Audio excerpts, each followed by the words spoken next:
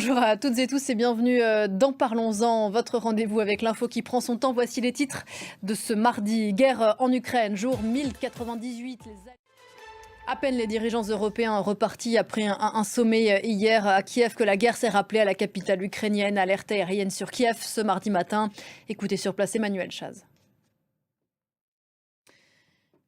Ces dernières heures à Kiev, donc les alliés de l'Ukraine ont mis en garde contre un accord de fin de conflit qui équivaudrait à une capitulation face à la Russie.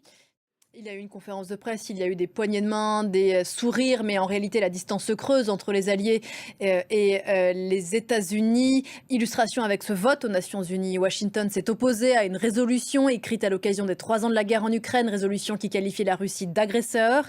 Les États-Unis ont voté contre. Yohann Delera. Un prix pour le service de grand reportage de la rédaction de France 24. Le prix grand reportage au laurier de l'audiovisuel pour Haïti, la loi des gangs.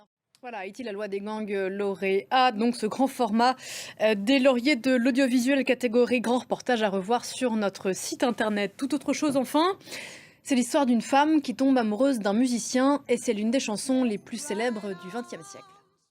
Inoubliable interprète de Killing Me Softly with This Song, Roberta Flack est décédée, elle avait 88 ans, immense chanteuse et porte-voix du mouvement des droits civiques américains. Son portrait tout de suite en images. Voilà pour l'essentiel de l'info, on se retrouve juste après ça.